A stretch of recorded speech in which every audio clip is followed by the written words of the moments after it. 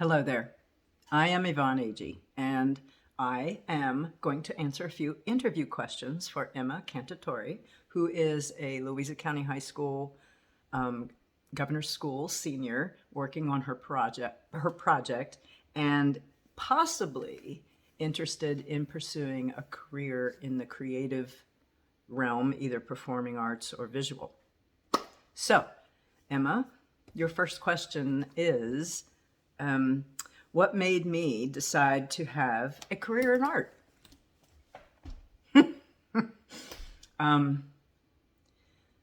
Way back when I was your age, I was pursuing a career in art in my teenage brain and went to college for that and everything. So I intended to be where I am now way back then. And I'm a dinosaur, right? But things happened, and I ended up in education, teaching high school mathematics and doing some administration, principal stuff, for over 30 years. And as I got close to the end of that journey, it started bubbling up in me again to get back into the arts and to pursue and start creating. I just couldn't stop it. It just was coming up out of me. And when I fully retired from education, it's as if things just fell into place for me. I suddenly started thinking and saying out loud, I want a studio, I want a gallery, I think I can do this. And it was just little thoughts, and they grew and blossomed into this wonderful magic that I have now. Things just fell into place. So it's not that so much that I decided and made it happen.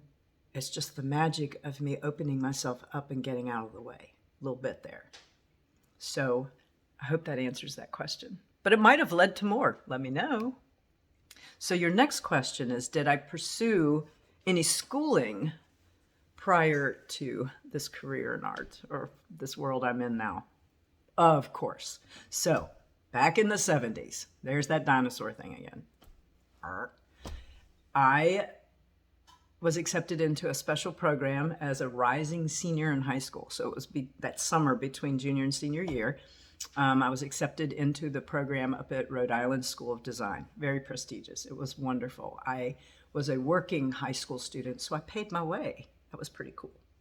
I had to do a portfolio for that, and it turns out that portfolio was exactly like the one I had to do for VCU when I actually graduated from high school. So that was pretty cool. Now, I didn't make it through to my fine art degree of painting and printmaking. I didn't make it. I did switch. I became disenchanted. I was a teenager. I was a young adult. I was full of myself. And I switched to be an English major. But writing to me turned out to be very much like painting. I'm slower at the writing, but it is the same process. As I look back now at what I was doing, I loved writing and then having to rewrite, having to edit, having to do it again, having to scrap it off, having to do more writing of the same piece, like just iterations of it till it got better, till it became the best it could be. And I probably could have stuck with that, but then again, I did not. I turned away from that. I was accepted into an exchange program and was headed to Oxford University to study in English and writing for a semester, and then I just stopped going to college. I turned away at that point. So that was a pivot point. I ended up eventually back in college at UVA, got my degree in mathematics, blah, blah, got a master's from George Mason, went back to UVA and ended up getting an endorsement, postgraduate endorsement in administration and supervision. So that's the education prior to where I am right now, except now I'm going to talk about where I really learned something. I was learning things all through that 40 years in the desert anyway, but I took an online art business academy class from a gentleman who owns a gallery in Scottsdale, Arizona. Phenomenal. Then I ended up taking 3 online art classes by artists. One is a British artist, and 2 were American artists. One of them lives in, I think, Seattle, maybe, and the other's in California. But in taking classes under them, and I took more than one class, they were amazing.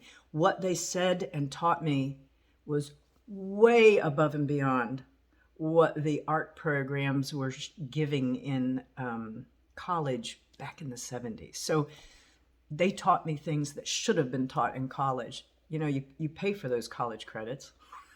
Of course, I paid for the online classes too. I just didn't get a degree from it. Anyways, that's the schooling that made all the difference in the world.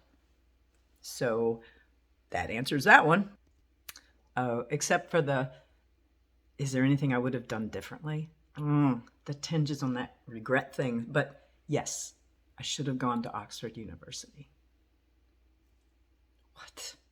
What an opportunity that would have been. And who knows how that would have changed me. Okay, your third question is about advice I would give to someone who might want to pursue a field in the creative world, the arts, whatever that might be. Get tough. Nothing will be handed to you, and it shouldn't be. If something is of value, you will have to work for it, I am sure. The creative world, that journey, that path, whatever creative path you're on, will be filled with no's and rejections. There will be those delightful, magical times when everything falls into place, people love what you're doing, you get applauded in whatever that means, and in that realm, and you get praised, and they become interested in you, and then you get rejections, and then you get, it's a vicious cycle, and you have to get tough. And there will be very lean times when you feel like you're going to lose your way. Being a creative is hard. You feel things or are willing to express the things you feel more than perhaps some other people. And the world's not an easy place to travel. It's hard out there. And there are a lot of creatives, and not everyone is nice. You just have to develop a bit of a thick skin that comes and goes. It's hard. But my best advice, is stick to what you want. Don't get in your own way. And please make sure you tap in and lean into your grit. You got to have grit to get through. Things don't always go as you want. So sometimes you have to pivot. Sometimes you have to be patient, and that's hard. How about just getting really still and listening so you can hear what it is you're to do? There's my advice. But hang in there. There's no crying in art. All right, this last question is, how did I first become interested in art? Emma, I don't remember ever not drawing. I don't remember ever not being curious about what two things do when they go together. What color do they make? How do they mix? Can I put this on this? I can't ever remember drawing stick figures. I just don't know. I've always been able, or have desired, and then been able to just pick up something and make marks and do things. I don't know. It's my natural curiosity. So that interest was just in there. And, I think for decades I kind of ignored it. And then I couldn't. It just kept bubbling up again. So I hope this helps. I wish you the very best in your senior project. And I wish you the very best in whatever path you choose after high school. Bye.